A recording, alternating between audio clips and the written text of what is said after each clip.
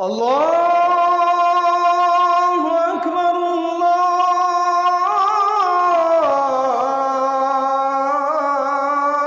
আল্লাহু আকবার। অনেক নামাজি ভাইয়ের বউ আছে এই রকম স্টাইলিশ হিজাব বেঁধে বেঁধে ঠোঁটে লিপস্টিক লাগায়া আর মুখে আটা ময়দা দিয়া তারপরে গলা চিপা বাজারের সামনে দিয়া হাঁটাহাঁটি করে, অথচ এই ভাইয়ের খবর হলো পাক্কা নামাজ। এরকম অনেকে আছে না, নামাজেও যায় তার বউকে বেপরদা বানাইয়া বাড়ি থেকে বের হয়েও রাস্তাঘাটে যায়। এরকম আপনাদের এলাকায় নাই তো? হ্যাঁ, মাশাআল্লাহ, বেশি না? তাহলে ওয়াজ কমন পড়তেছে এখানে এগুলা। খবরদার, ঘরের নারীদেরকে বেপরদায় রাখবেন না। যে পুরুষ তার ঘরের মহিলাদেরকে বেপরদায় রাখে, এই পুরুষের পরিচয় হলো, তার নাম দাইয়ুস। তার নাম হলো এই দাইয়ুস। কোনোদিনও আল্লাহর জান্নাতে ঢুকতে পারবে না।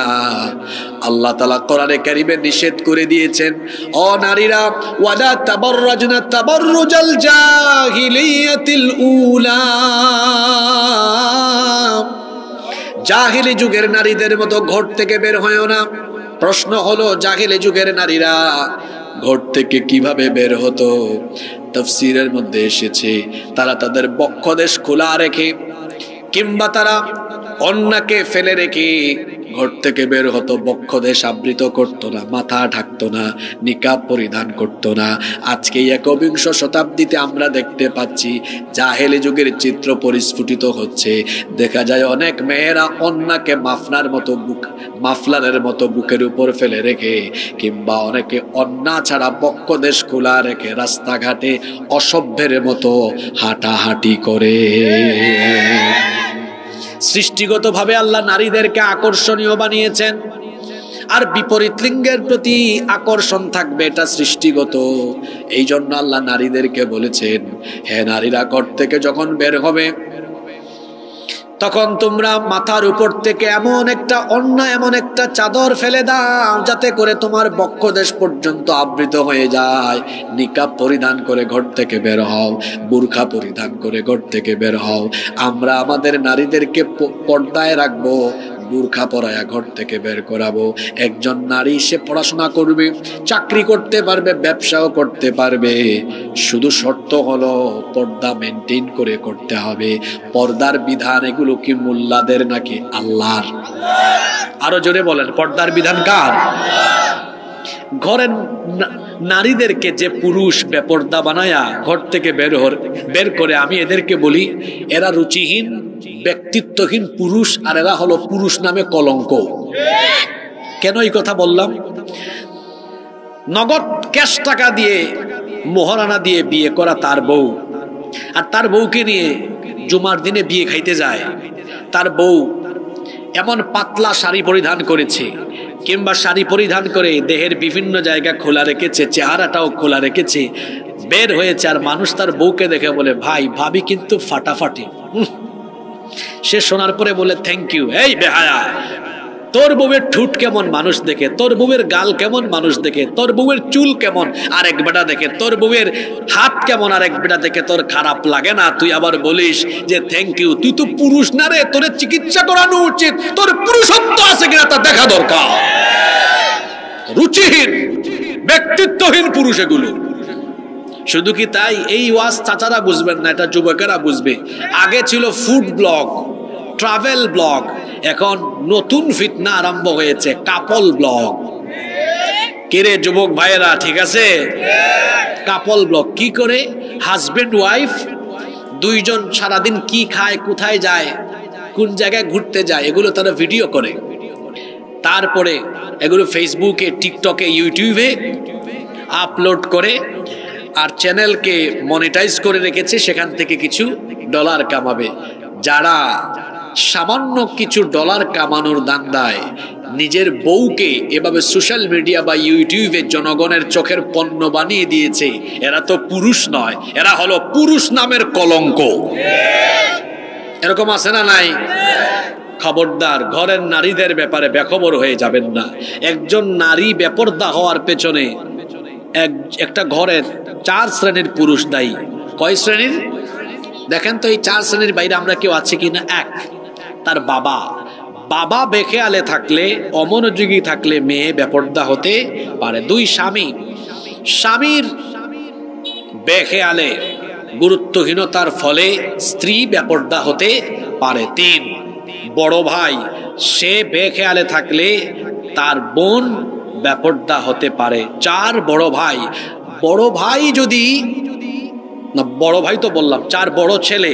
বড় ছেলে যদি বেখেয়ালে থাকে, ওই ঘরের ছোট ছোট মেয়েরাও বেপরদায় থাকতে পারে। বলেন এখন আমি, আপনি, আমরা সবাই এখানে এই 4 শ্রেণীর বাহিরে আছি? জোরে বলতে হবে, এই 4 শ্রেণীর বাহিরে আছি?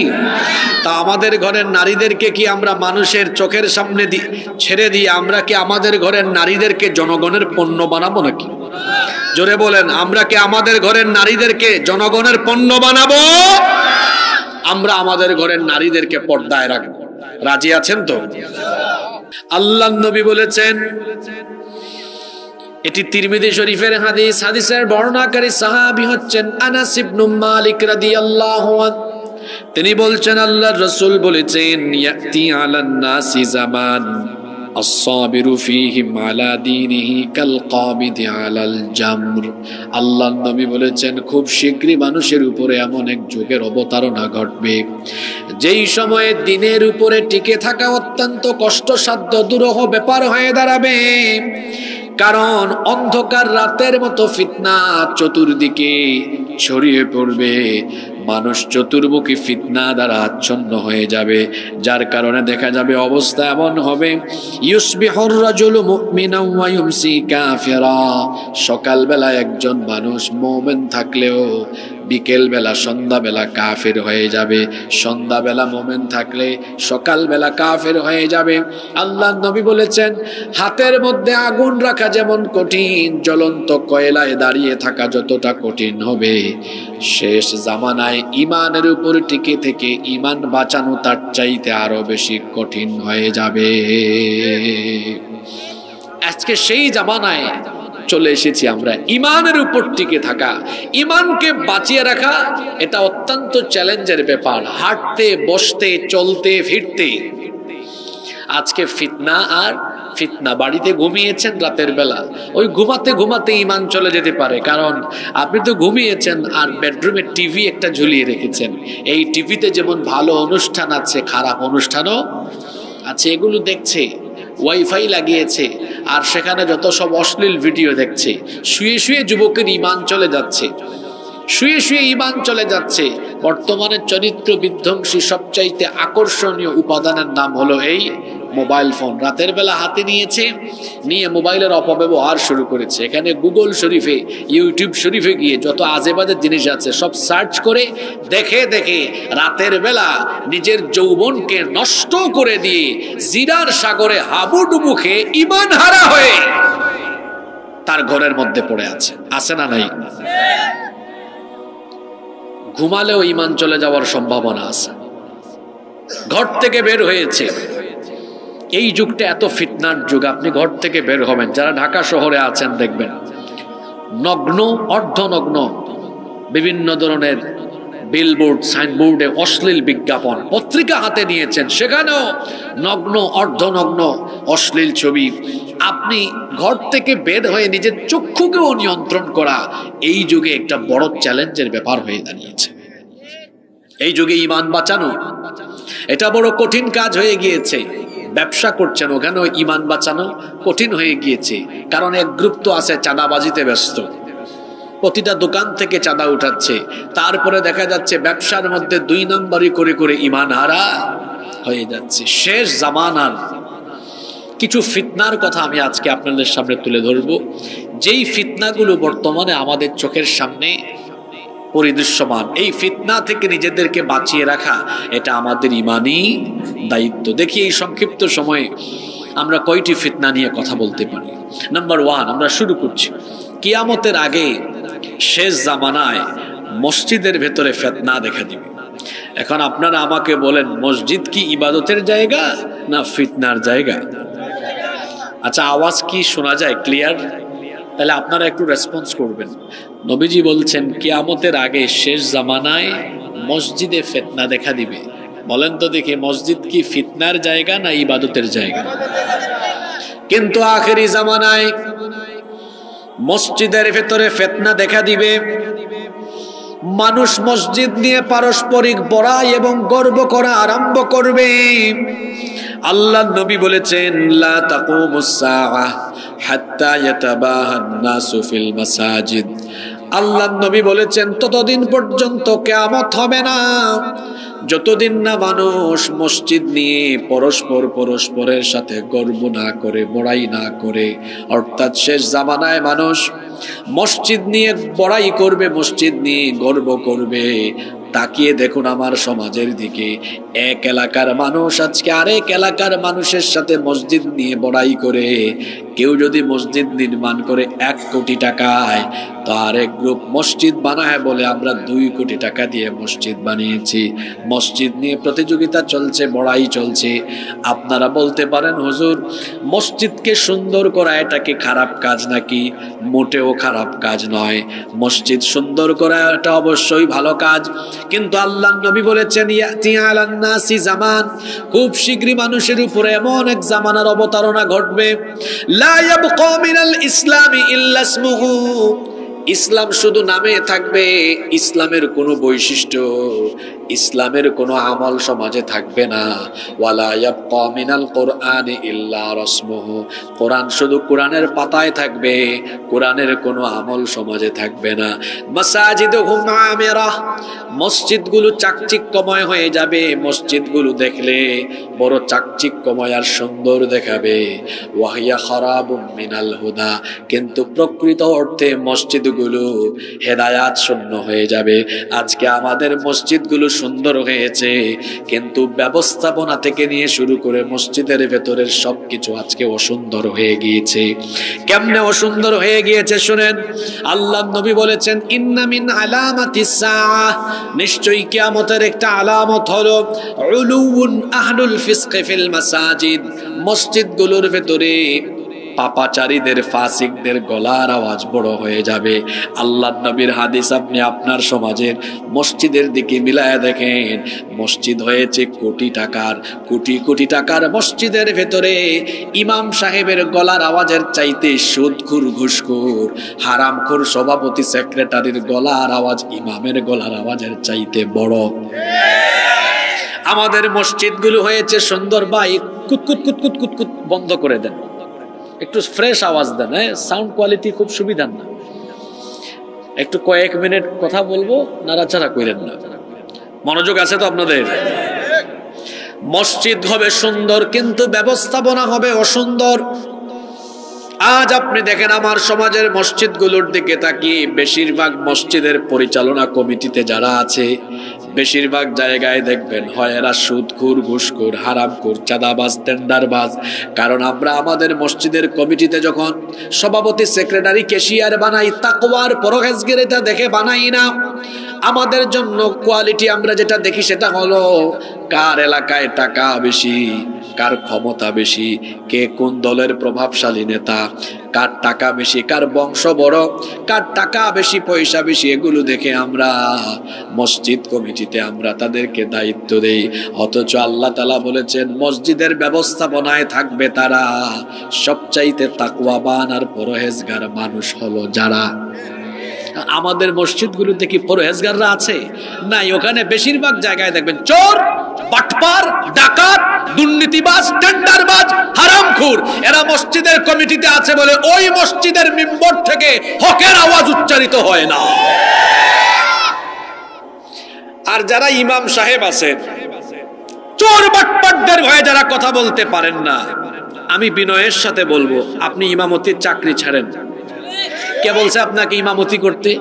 আপনার শরীরে তো শক্তি আছে, ওই অটো চালান, মাসে 20,000 টাকা কামাইতে পারবেন, কমপক্ষে 20,000। জিজ্ঞেস করেন অটো ড্রাইভারকে, ডেইলি 500 টাকা করে থাকলেও তো 15,000। আপনাকে তো ওরা 5,000 টাকা দেয়। এই 5,000 টাকার ভয়ে সত্য কথা বলতে পারেন না, আপনি শরীরে শক্তি আছে, ব্যবসা করেন, মাটি কেটে ভাত খান, অথবা আপনি অটো চালান, যদি বলেন না হুজুর আমি তো টাকার দিকে তাকিয়ে মসজিদে ইমামতি করি না, আচ্ছা তাই, যদি দ্বীনি অনুভূতি নিয়ে মসজিদে থাকেন তাহলে আপনি কেন হক কথা বলতে পারেন না? যে ব্যক্তি হক কথা কমিটির ভয়ে বলতে পারে না, ও আসলে দ্বীনি অনুভূতি নিয়ে নয়, ও আসলে রিজিকের ভয়ে সত্য কথা বলতে পারে না। নইলে আপনি সত্য কথা বললে চাকরি একটা যাবে, দুইটা যাবে, তিনটা যাবে, যতটা যাবে যাক, আমার কোয়ালিটি থাকলে গোটা পৃথিবীর মানুষ আমার পিছে পিছে ঘুরবে। আমি কেন সভাপতি সেক্রেটারির পিছনে ঘুরব? যে সভাপতি সাহেব, সম্মানিত সভাপতি সাহেব, আপনি যেমনে বলবেন এমনে হবে। আত্মসম্মান বাড়ান, ব্যক্তিত্ব বাড়ান। আপনার ব্যক্তিত্ব থাকলে, আপনার কোয়ালিটি থাকলে আল্লাহ আপনাকে অনেক বড় বানায় দিবেন। আপনি কারো পিছে ঘোরা লাগবে না, মানুষই আপনার পিছনে ঘুরঘুর ঘুরঘুর ঘুরঘুর করবে। মসজিদ থেকে ফিতনা আরম্ভ হবে। আজ আমাদের মসজিদগুলো ফিতনার জায়গা হয়ে গিয়েছে। মসজিদের ব্যবস্থাপনা অসুন্দর, শুধু ব্যবস্থাপনা নয়, মসজিদের ভেতরের চিত্র পর্যন্ত সুন্দর। কিরকম? মাসাজিদুহুম আমিরা, মসজিদ বড় চাকচিক্যময়, ওয়াহিয়া খারাবুম মিনাল হুদা, এগুলো হেদায়েত শূন্য আজান হয়, মুসল্লি। আমাদের মসজিদগুলো এখন পাকা সুন্দর মসজিদ। আল্লাহ নবীর মসজিদ ছিল কাঁচা, উপরে ছিল খেজুর পাতার ছাউনি, নিচে কোনো দামি টাইলস ছিল না, দামি কোনো কার্পেট ছিল না। আল্লাহর নবীর মসজিদ ছিল কাঁচা, কিন্তু মুসল্লি ছিল পাকা। আর আমাদের মসজিদ হয়ে গিয়েছে এখন পাকা, কিন্তু আফসোসের ব্যাপার হলো মুসল্লির অভাবে আমাদের মসজিদ থাকে ফাঁকা। মসজিদ আছে, মুসল্লি। ওয়াজ মাহফিল হলে মানুষের জায়গা হয় না, কিন্তু আজান হলে মসজিদের প্রথম কাতার পূরণ করা যায় না। এটা হলো আমার সমাজের বাস্তব চিত্র। ওয়াজ শোনা হলো নফল, আর নামাজ আদায় করা হলো, আরো জোরে বলেন, আরো জোরে বলেন। আমাদের সবচাইতে বড় দুশমনের নাম হলো ইবলিস, শয়তান। তাকে আল্লাহ জান্নাত থেকে বের করে দিয়েছেন কি না দেওয়ার কারণে? জোরে বলেন। কয়টা সাজদা দেয় নাই? একটা সাজদা দেয় নাই, এজন্য আল্লাহ তাকে জান্নাত থেকে বের করে দিয়েছেন। হিসাব করে বলেন তো, প্রতিদিন আমাদের জন্য যে 5 ওয়াক্ত নামাজ দেওয়া হয়েছে, শুধু ফরজ নামাজের সাজদার সংখ্যা মোট কয়টা? 17 রাকাত। আর প্রতি রাকাতে দুইটা করে সাজদা, 17 দ্বিগুণে।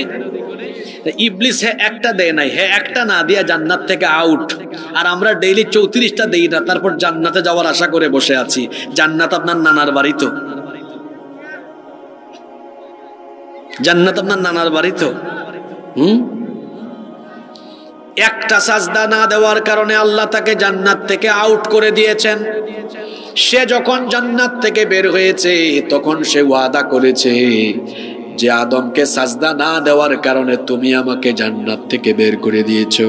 হে আল্লাহ, এই আদম এবং তার বংশধরদেরকে তোমার দ্বীনের পথে চলতে বাধা দেওয়া, এটাই হবে আমার প্রধান এবং প্রথম কাজ। যেহেতু সে সাজদা না দেওয়ার কারণে জান্নাত থেকে বের হয়েছে, তার প্রধান লক্ষ্য হলো, প্রধান টার্গেট হলো আপনাদেরকে সাজদা থেকে দূরে সরাইয়া রাখা। এই জন্য হাদিস শরীফে এসেছে, ইবলিস কখন হাসে আর কখন কাঁদে।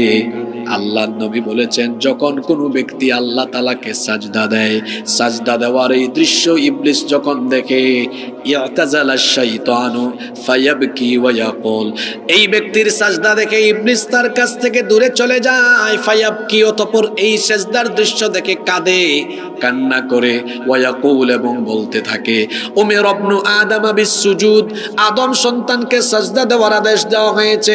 ফাসাজাদা ফালাহুল জান্নাহ, অতঃপর সে আল্লাহকে সাজদা দিয়ে তার জন্য জান্নাত হাসিল করে ফেলেছে। ওয়া উমিরতু বিসসুজুদ, আমাকেও সাজদার হুকুম দেওয়া হয়েছিল। ফাআবাইতু, আমি সেটা অমান্য করেছি। ফালিন্নার, অতঃপর আমার জন্য জাহান্নাম অবধারিত হয়ে গিয়েছে।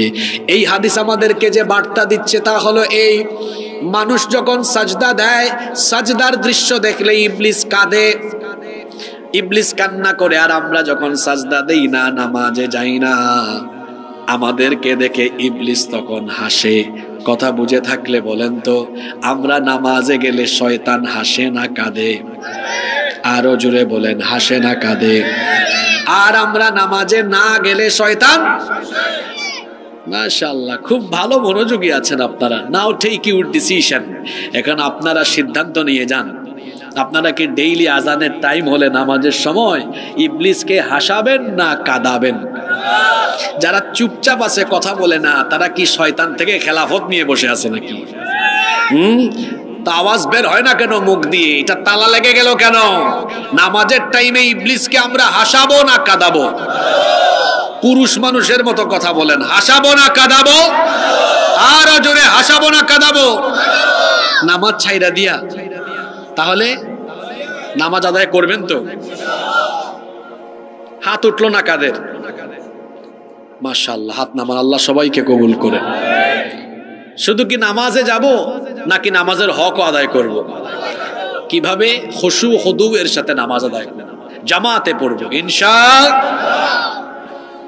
তাহলে কিয়ামতের আগে শেষ জামানায় ফিতনা কোথায় আরম্ভ হবে? আমরা মসজিদকে ফিতনার জায়গায় পরিণত করব না, বরং মসজিদ, আমাদের সমাজের মসজিদকে আমরা সম্প্রীতির জায়গায়, আমরা আমাদের মসজিদগুলোকে হেদায়াতের জায়গা হিসেবে পরিণত করব ইনশাআল্লাহ। কষ্ট হচ্ছে নাকি আপনাদের? এরপরে আসুন 2 নাম্বার পয়েন্ট। আল্লাহ নবী বলেছেন, কিয়ামতের আগে শেষ জামানায় বেপরদা নারীর সংখ্যা বেড়ে যাবে, নগ্নতা বাড়বে, উলঙ্গপনা, বেহায়াপনা, অর্ধনগ্ন নারীর সংখ্যা বেড়ে যাবে। ইমাম আহমদ বিন হাম্বল রাহিমাহুল্লাহ তার মুসনাদের ভেতরে হাদিসটি বর্ণনা করেছেন। আল্লাহ রাসূল ইরশাদ করেছেন, সায়াকুনু ফি আখিরি উম্মতি রিজালুন ইয়ারকাবুনা আলা সুরুজিন কাআশবাহির রিহাল। আল্লাহ নবী বলেছেন, খুব শীঘ্রই শেষ জামানার চিত্র এমন হবে, লোকেরা উটের জিন সদৃশ্য উঁচু উঁচু বাহনে চড়ে, উঁচু উঁচু বাহনে আরোহণ করে তারা মসজিদে আসবে। ইয়ানজিলুনা আলা আবওয়াবিল মাসাজিদ, মসজিদের সামনে তারা এসে নামবে। দেখেন, ১৫০০ বছর আগে আল্লাহর নবী বললেন, মসজিদের আবওয়াব, দরজায় গিয়ে তারা সেই গাড়ি নিয়ে পার্কিং করে নামবে, তারা আজান হলে নামাজে যাবে। ঠিক দেখেন, একটু আগে ওয়াদা করছেন, হুজুর আমরা নামাজে যাব, পরবর্তী ফিতনা থেকে নিজেকে বাঁচান। আল্লাহর নবী বলেছেন, এরা নামাজের টাইমে নামাজে আসবে, কিন্তু এই পুরুষদের ঘরের নারীর খবর হলো নিসাউহুম কাসিয়াতুন আরিয়াত, তাদের নারী হলো, ঘরের ভেতরের নারীরা হলো উলঙ্গ থাকে, বেহায়াপনা, অর্ধনগ্নতার সাথে চলাফেরা করে, বেপর্দা হয়ে চলাফেরা করে। আল্লাহ নবী বললেন, আলা রুউসিহিম কাসনিমাতিল বুখতিল ইজাফ, বুখতি উটের কুজের মতো ভাঁজ দিয়ে দিয়ে স্টাইলিশ পন্থায় হিজাব বাঁধে। অনেক নামাজি ভাইয়ের বউ আছে এই রকম স্টাইলিশ হিজাব বেঁধে বেঁধে, ঠোঁটে লিপস্টিক লাগায়া আর মুখে আটা ময়দা দিয়া, তারপরে গলা চিপা বাজারের সামনে দিয়া হাঁটাহাঁটি করে। অথচ এই ভাইয়ের খবর হলো পাক্কা নামাজ। এরকম অনেকে আছে না, নামাজেও যায়, তার বউকে বেপরদা বানাইয়া বাড়ি থেকে বের হয়েও রাস্তাঘাটে যায়। এরকম আপনাদের এলাকায় নাই তো? হ্যাঁ, মাশাআল্লাহ, বেশি না? তাহলে ওয়াজ কমন পড়তেছে এখানে এগুলা। খবরদার, ঘরের নারীদেরকে বেপরদায় রাখবেন না। যে পুরুষ তার ঘরের মহিলাদেরকে বেপরদায় রাখে, এই পুরুষের পরিচয় হলো, তার নাম দাইয়ুস। তার নাম হলো এই দাইয়ুস, কোনোদিনও আল্লাহর জান্নাতে ঢুকতে পারবে না। আল্লাহ তাআলা কোরআনে কারীমে নিষেধ করে দিয়েছেন, ও নারীরা, ওয়ালা তাবাররাজনা তাবাররুজাল জাহিলিয়াতিল উলা, জাহিলি যুগের নারীদের মতো ঘর থেকে বের হয়ও না। প্রশ্ন হলো, জাহিলি যুগের নারীরা ঘর থেকে কিভাবে বের হতো?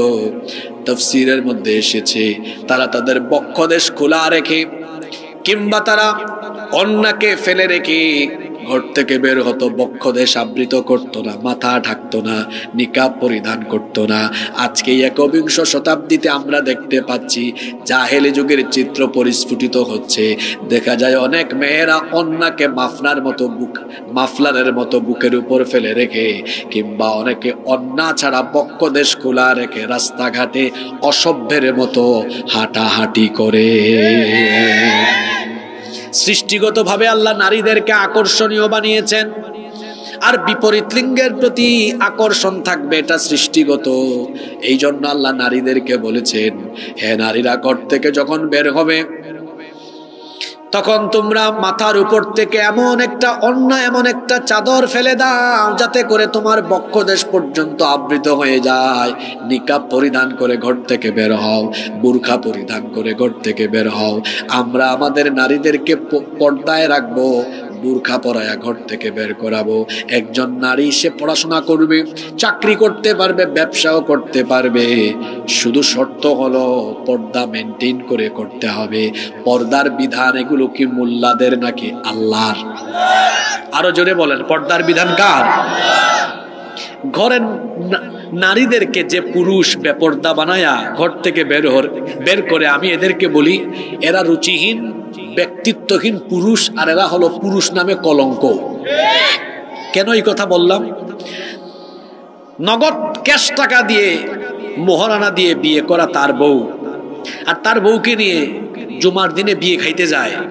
তার বউ এমন পাতলা শাড়ি পরিধান করেছে, কিংবা শাড়ি পরিধান করে দেহের বিভিন্ন জায়গা খোলা রেখেছে, চেহারাটাও খোলা রেখেছে, বের হয়েছে, আর মানুষ তার বউকে দেখে বলে, ভাই ভাবি কিন্তু ফাটাফাটি।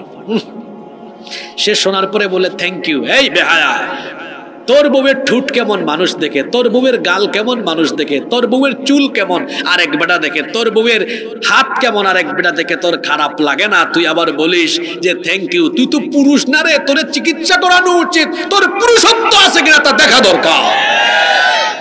রুচিহীন, ব্যক্তিত্বহীন পুরুষ এগুলো। শুধু কি তাই? এই ওয়াজ চাচারা বুঝবেন না, এটা যুবকেরা বুঝবে।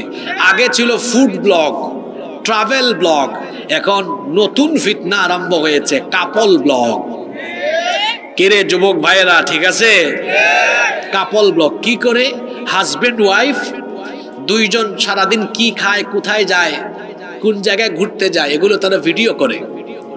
তারপরে এগুলো ফেসবুকে, টিকটকে, ইউটিউবে আপলোড করে, আর চ্যানেলকে মনিটাইজ করে রেখেছে, সেখান থেকে কিছু ডলার কামাবে।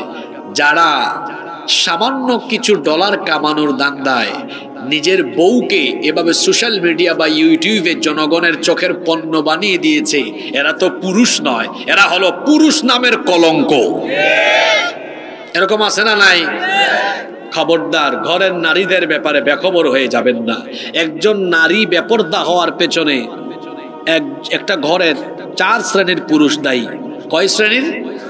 দেখেন তো, এই 4 শ্রেণীর বাইরে আমরা কেউ আছে কিনা? 1, তার বাবা বেখেয়ালে থাকলে, অমনোযোগী থাকলে মেয়ে বেপরদা হতে পারে। 2, স্বামীর বেখেয়ালে, গুরুত্বহীনতার ফলে স্ত্রী বেপরদা হতে পারে। 3, বড় ভাই, সে বেখেয়ালে থাকলে তার বোন বেপরদা হতে পারে। 4, বড় ভাই যদি না, বড় ভাই তো বললাম। 4, বড় ছেলে যদি বেখেয়ালে থাকে, ওই ঘরের ছোট ছোট মেয়েরাও বেপরদায় থাকতে পারে। বলেন এখন, আমি, আপনি, আমরা সবাই এখানে এই 4 শ্রেণীর বাহিরে আছি?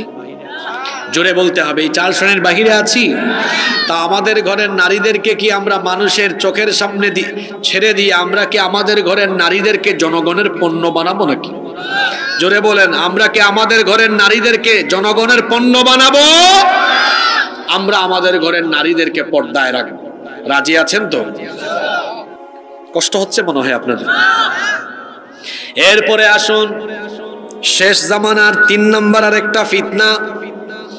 আখেরি জামানায় গান বাজনা ব্যাপক হারে বেড়ে যাবে। এবং গান বাজনাকে মানুষ স্বাভাবিক বিষয় হিসাবে গ্রহণ করবে। আল্লাহর নবী বলেছেন, লা ইয়াকুনান্না মিন উম্মতি আকওয়াম ইস্তাহিল্লুনাল হির ওয়াল হারির ওয়াল খামরা ওয়াল মাআজিফ। আল্লাহর নবী বলেছেন, খুব শীঘ্রই আমার উম্মতের উপরে এমন এক সময় অবতারিত হবে, তারা রেশমি পোশাক পরিধানকে জায়েজ মনে করবে, মদ্যপানকে তারা জায়েজ মনে করবে, রেশমি পোশাককে জায়েজ মনে করবে, এমনকি বাদ্যযন্ত্র মিউজিককে তারা তাদের জন্য জায়েজ মনে করবে। এখন দেখেন মিউজিককে আমরা কিভাবে জায়েজ এবং হালকা বিষয় হিসাবে গ্রহণ করেছি। আমাদের সমাজের বেশিরভাগ বাড়িতে এখন দেখা যায় মিউজিক ছাড়া, গান বাজনা ছাড়া উদন হয় না। যেভাবে ঠিক বলছে, বোঝা গেছে ওয়াজ কমন পড়ছে এখানে। বেশিরভাগ বাড়িতে এখন গান বাজনা থাকবে না দিন দিন, এগুলা ছাড়া যেন বিয়ে জমেও না। এখন আপনারা আমাকে বলেন, বিয়ে কি শুধু সামাজিক অনুষ্ঠান না ইবাদত? এত আস্তে বললেন কেন? বিয়ে শাদী কি সামাজিক অনুষ্ঠান না ইবাদত? এটা একটা ইবাদত। বিয়ে পবিত্র একটা জিনিস, জিনাও পবিত্র, হারাম। বিয়ে হলো পবিত্র জিনিস, গান বাজনাও পবিত্র, এটাও হারাম। তো বিয়ের মতো একটা পবিত্র জিনিস আপনি অপবিত্র, নাপাক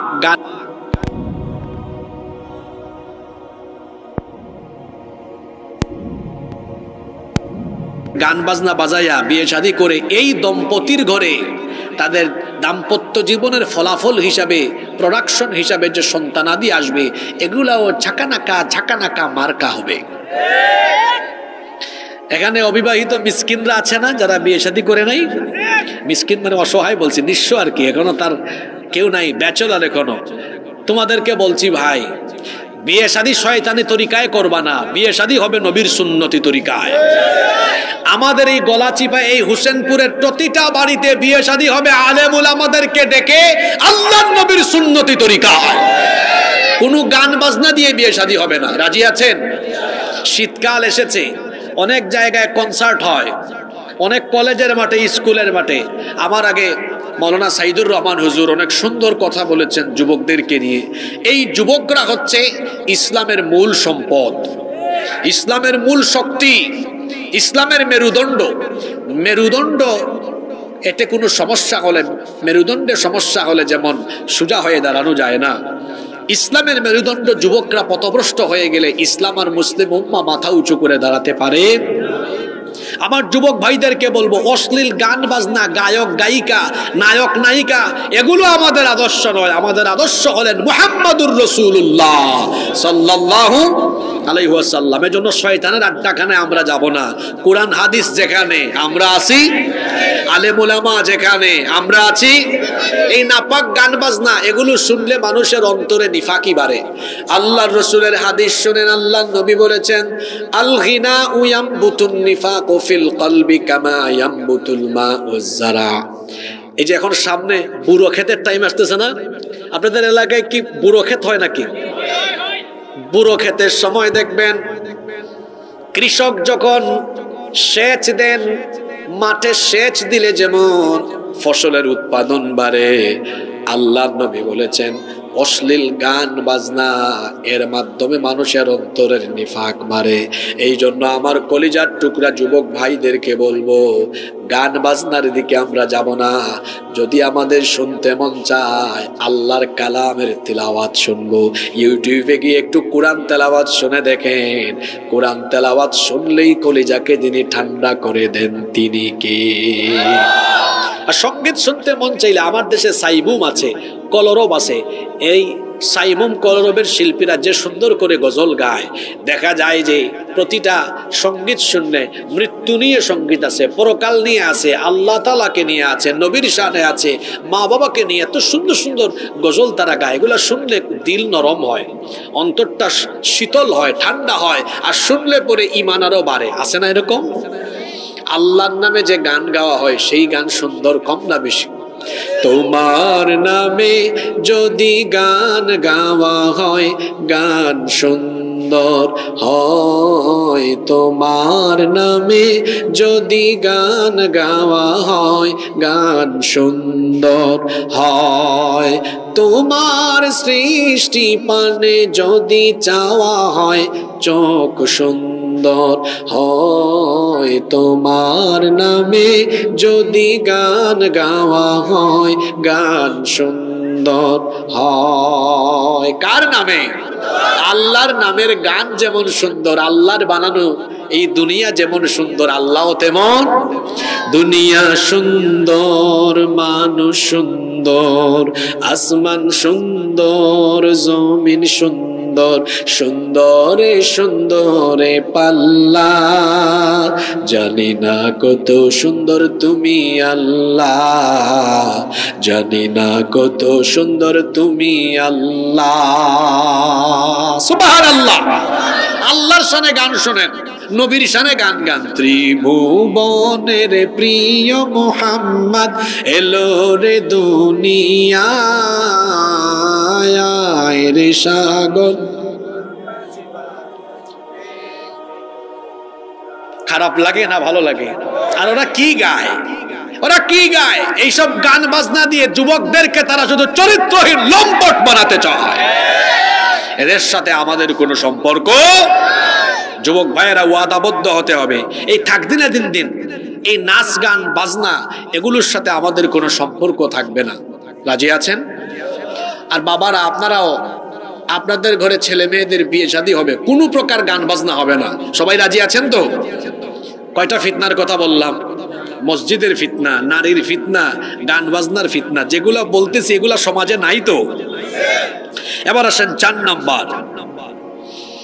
আল্লাহ নবী বলেছেন কিয়ামতের আগে আখিরি জামানায় দ্বীনি ইলম উঠে যাবে, জ্ঞান উঠায়া জ্ঞান উঠে যাবে, মূর্খতা বেড়ে যাবে, দ্বীনি জ্ঞান একেবারে হ্রাস পেয়ে যাবে। আল্লাহ নবী বলেছেন ইন্না মিন আশরাতিস সাআহ আইয়ুরফাআল ইলম ওয়া ইউকসারাল জাহাল। আল্লাহ নবী বলেছেন নিশ্চয়ই কিয়ামতের একটা আলামত হলো দ্বীনি জ্ঞান উঠে যাবে, মূর্খতা বেড়ে যাবে। আল্লাহ নবীর ভবিষ্যৎবাণীর কি করে আজ বাস্তবায়ন হয়ে গেল দেখেন। আমাদের স্কুল, কলেজ, বিশ্ববিদ্যালয়ের সিলেবাসে দেখেন বাংলা, ইংরেজি, গণিত, ম্যাথ, কমার্সের সব সাবজেক্ট আছে, সায়েন্সের সব সাবজেক্ট আছে, আইসিটিও আছে। কোরআন নাই, হাদিস নাই, দ্বীন নাই। এই জন্য দেখা যাচ্ছে শিক্ষিত একটা প্রজন্ম তৈরি হলো, দ্বীন জানে না, দ্বীন না জানা অজ্ঞ মূর্খ একটা প্রজন্ম দিন দিন তৈরি হচ্ছে। কথা কি বোঝা যায়? আর দ্বীনি শিক্ষা ছাড়া যে শিক্ষা ব্যবস্থা কোনো জাতির উপরে চাপিয়ে দেওয়া হয়, সেই শিক্ষা ব্যবস্থা থেকে সেই জাতির সন্তানরা শিক্ষিত হলেও শেষ পর্যন্ত এরা শিক্ষিত চোর, ডাকাত, বাটপার, দুর্নীতিবাজ আর লম্পট হবে। আপনাকে আমি উদাহরণ দেই। আপনাদের এলাকায় মসজিদ আছে, দেখবেন বিভিন্ন সময় মসজিদের জুতা চুরি হয়, হয় না? হয়। আমারও প্রায় 7-8 বার মসজিদ থেকে জুতা চুরি হয়েছে। বিভিন্ন জায়গায় জুতা নিয়ে যায়।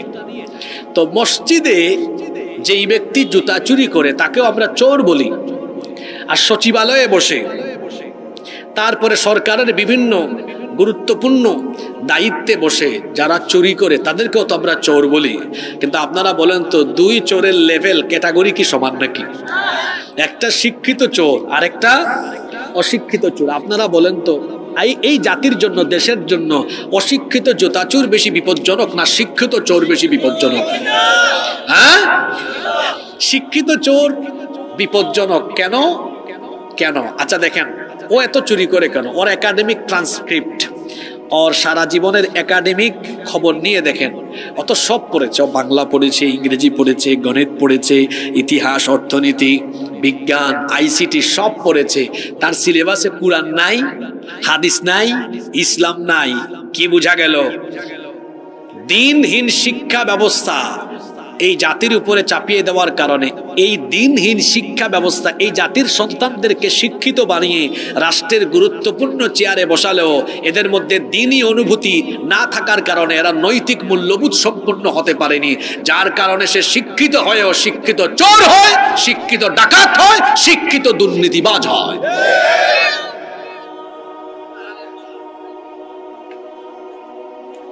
হ্যাঁ, কি বলছেন? হ্যাঁ হ্যাঁ, আমি তো এটাই বলছি চাচা, যে দিনী ইলম উঠে যাচ্ছে, দিনী ইলম নাই, দিনী জ্ঞান উঠে যাচ্ছে বলেই তো আজ আমাদের মধ্যে এই মূর্খতার প্রচার প্রসার ঘটছে। নৈতিক মূল্যবোধহীন সম্পন্ন মানুষ আমরা পাচ্ছি। শুধু তাই নয়, এখানে আরো একটা হাদিস আমি উল্লেখ করছি। কিয়ামতের আগে আল্লাহ ভালো ভালো আলেমদেরকে উঠায়া দ্বীনি জ্ঞানকে উঠায় ফেলবে। আল্লাহু আকবার। আল্লাহর নবী বলেছেন, ইন্নাল্লাহা লা ইয়াকবিদুল ইলমা ইনতিজাআন ইয়ানতাজিউহু মিনান নাস। আল্লাহ তাআলা মানুষের অন্তর থেকে জ্ঞান ছিনিয়ে নেবেন না, ওয়ালাকিন ইয়াকবিদুল ইলমা বিকবদিল উলামা। আল্লাহ তাআলা উলামা মাশায়েখদেরকে, বড় বড় আলেমদেরকে উঠায়া নেওয়ার মাধ্যমে জ্ঞানকে উঠায় নেবেন। তাকায় দেখেন গত 12, 14, 15 বছরে বাংলাদেশে কত বড় বড় রত্নদেরকে আমরা হারিয়ে ফেলেছি। আল্লামা আহমদ শফি রহমতুল্লাহ আলাইহি, আল্লামা জুনাইদ বাবনগরী রহমতুল্লাহ আলাইহি, মুফতি আমিনী রহমতুল্লাহ আলাইহি, মাওলানা জুবায়ের আহমদ আনসারী রহমতুল্লাহ আলাইহি, কুরআনের পাখি আল্লামা দেলাওয়ার হোসেন সাঈদ রহমতুল্লাহ। এই মানুষগুলো কি একদিনে তৈরি হয়? হ্যাঁ, আমি তো বলি একজন আলেম একটা জীবন্ত লাইব্রেরি, একজন আলেম একটা জীবন্ত লাইব্রেরি। একজন আলেম কি একদিনে তৈরি হয়?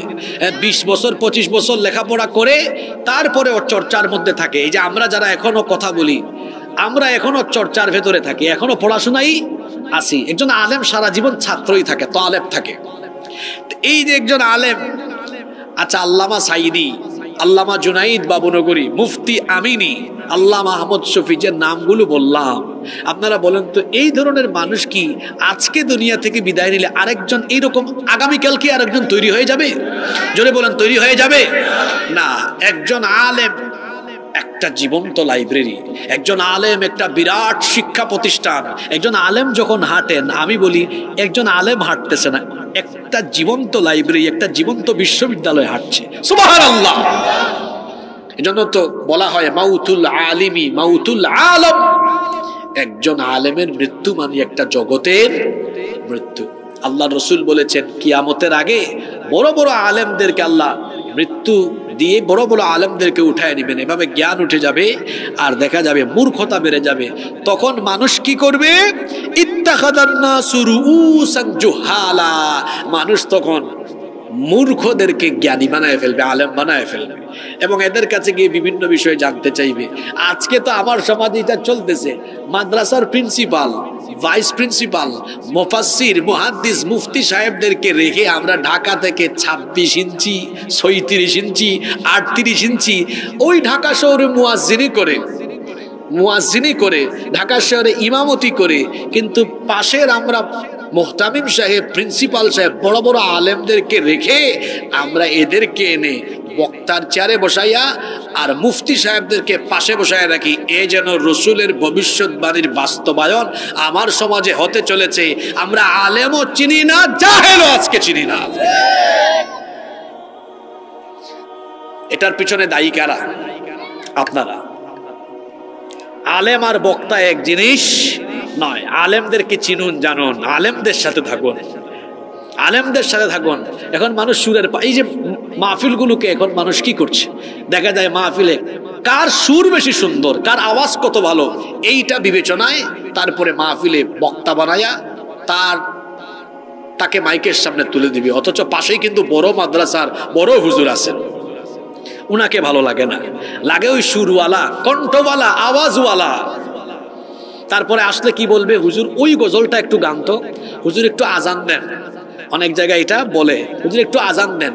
আচ্ছা, আমি যখন এইরকম সিচুয়েশনে পড়ি, আমি তখন বলি আপনি যে মাহফিলে বলেন আজান দেন, কোন ওয়াক্তের আজান হবে? এটা প্রথম প্রশ্ন।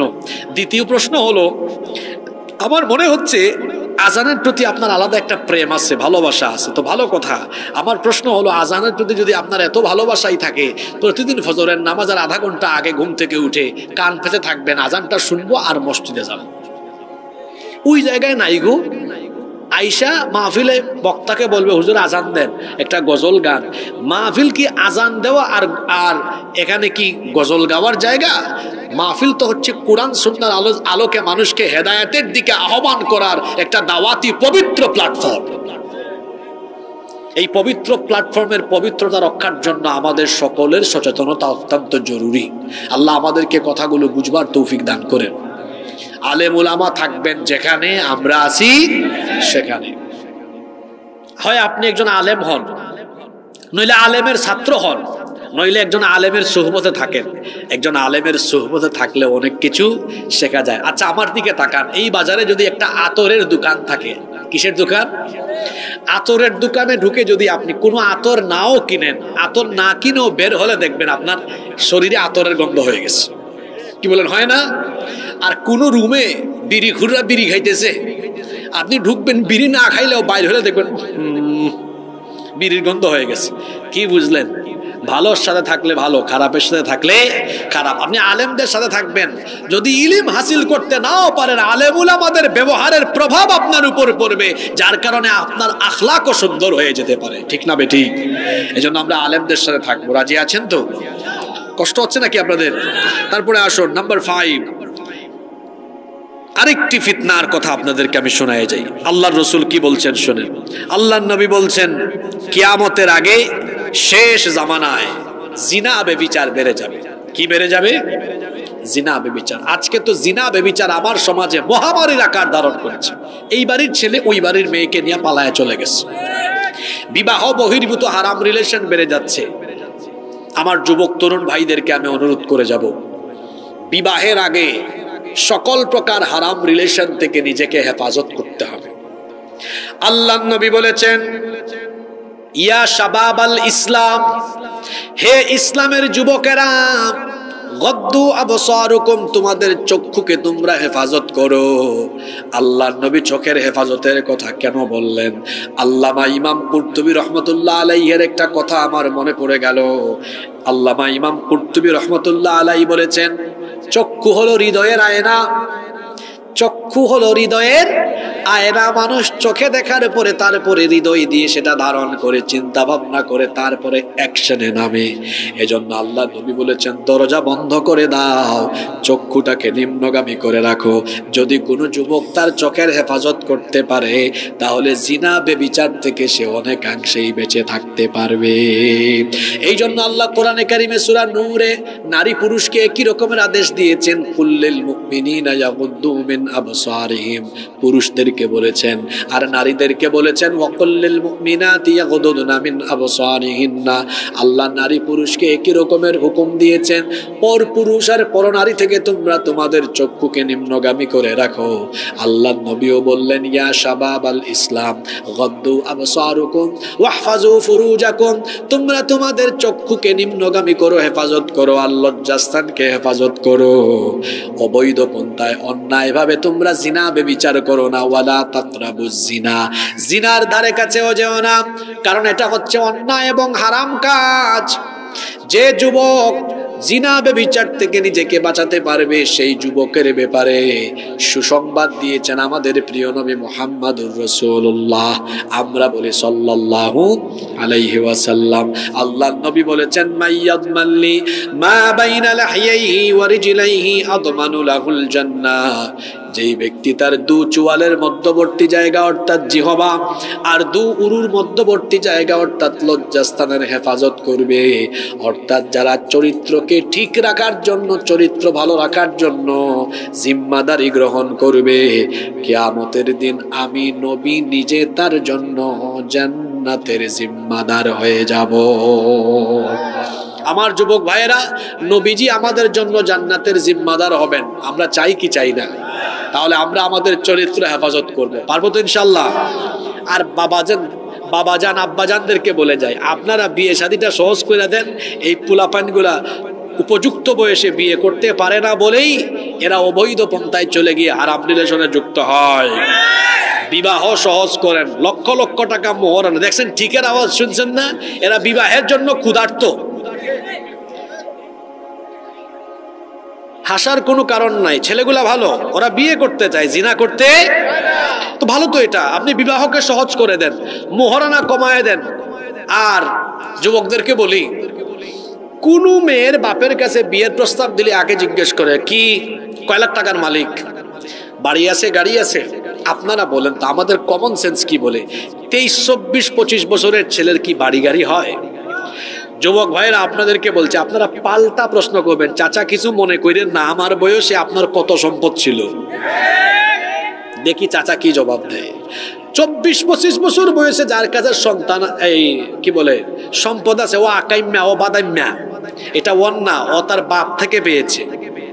যে বাপ দাদার পরিচয়ে চলে ও গাধা, আর যে নিজের পরিচয়ে চলে সে শাহজাদা। আপনার ছেলেকে গাধার, আপনার মেয়েকে গাধার কাছে বিয়ে দিয়েন না, শাহজাদার কাছে বিয়ে দেন।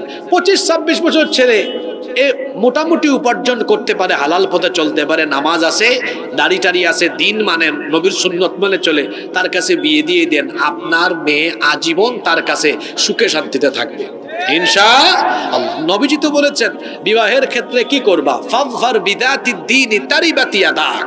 সবার আগে দিনদারিতাকে প্রায়োরিটি দিতে হবে। দিনদারিতা পরহেজগারিতাকে প্রাধান্য দিতে হবে।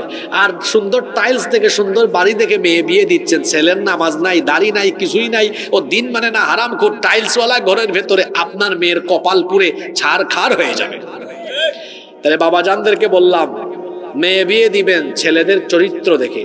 মনে রাখবেন 23-24 বছর বয়সে কারো সম্পদ হয় না, ওটা হইতে হইতে 35-36 বছর হইতে পারে। কিছু ছেলেদেরকে দেখলেই বোঝা যায় এর ফিউচার ব্রাইট হবে। কিছু কর্মঠ ছেলে আছে না, একটু ভালো ছেলে পেয়েছেন, দিয়ে দেন। আপনি টাকা পয়সা দেখে মেয়ে বিয়ে দিয়েন না, মেয়ে বিয়ে দিবেন চরিত্র দেখে। আমি গতকাল টাঙ্গাইলে মাহফিল করলাম, তো এই মাহফিলে নিয়মিত যাই প্রতি বছর। তো কালকে আমি গেলাম, যে করে খাচ্ছিলাম, এক স্কুলের মাস্টার, তিনি প্রধান শিক্ষক, তিনি বললেন, হুজুর আমার মেয়েটা ইউনিভার্সিটিতে পড়ে, একটা ছেলে পেয়েছি ইউনিভার্সিটি থেকে মাত্র পড়াশোনা শেষ করেছে, খুব অল্প টাকা পয়সা কামায়, চিন্তা করতেছে দিব কি দিব না। আমি বললাম ছেলের চরিত্র যদি ভালো হয়, নামাজি হয়, আর যে টাকা উপার্জন করছে তার বয়স অনুযায়ী তো ঠিকই আছে, আপনি মেয়েকে বিয়ে দিয়ে দেন, কোনো অসুবিধা নাই। উনি বলতেছে না হুজুর, একটু যদি বাড়ি গাড়ি এরকম হইতো তো ভালো হইতো। আমি বললাম, বলে ফেলছে হয়েছে, আমি বললাম এই বয়সে আপনার কি ছিল? ঠিক আছে কথা মনে রাখবেন, কেউ বিয়ের আগে প্রতিষ্ঠিত হতে পারে না। আর বিয়ের আগে যারা প্রতিষ্ঠিত হয়ে বিয়ে করে 34-35 বছর বয়সে, ওরা বউকে মূল্যায়ন করে না। বিয়ের পরেই মানুষ প্রতিষ্ঠিত হয়। আর যে ব্যক্তি বিয়ের পরে প্রতিষ্ঠিত হয় সে তার বউয়ের কাছে ঋণী থাকে। এটা তোমরা যারা মিসকিন তোমরা বুঝবা না, এটা বিবাহিতরা বুঝবে। কারণ একজন পুরুষের সফলতার পেছনে একজন নারীর ভূমিকা থাকে। এজন্য ওই পুরুষও তার স্ত্রীর কাছে ঋণী থাকে, রেসপেক্ট করে। আজকে বেশি কথা বললাম না, শেষ জামানার 6টা ফিতনার কথা বললাম। এই 6টা ফিতনা আমাদের সমাজে আছে না নাই? 1 নম্বরে বলেছি মসজিদের ফিতনা। মসজিদে ফিতনা করব না, মসজিদকে হেদায়েতের জায়গা বানাবো, আমরা 5 ওয়াক্তের নামাজি হব। রাজি আছেন? 2, আমরা আমাদের নারীদেরকে বেপর্দায় রেখে ফিতনায় পড়বো না, নারীদেরকে পর্দায় রাখবো। রাজি আছেন তো? 3, কোনো গান বাজনা আমাদের এলাকায় চলতে দিব না। কি রাজি আছেন? তারপরে 4 নম্বর কি বলেছিলাম? মূর্খতা উঠে, এই জ্ঞান উঠে যাবে, মূর্খতা বেড়ে যাবে। আমরা মূর্খদের সাথে নই, আমরা আলেমদের সাথে থাকবো ইনশাআল্লাহ। এরপরে 5 নম্বর কি বললাম? 5 নম্বর বললাম জেনা বেবিচার বেড়ে যাবে। 5টাই বলেছি আজকে, সরি 5 নাম্বার, জেনা বেবিচার বেড়ে যাবে। আমরা জেনা বেবিচারের ধারে কাছে যাব না, বরং জিনা বেবিচারকে সমাজ থেকে একেবারে নির্মূল করে দেওয়ার জন্য আমরা বিবাহ শাদীকে সহজ করে দিব ইনশাআল্লাহ। আল্লাহ এই 5টি কথার উপরে আমাদের সবাইকে আমল করবার তৌফিক দান করেন। আমরা সবাই বলি আমিন।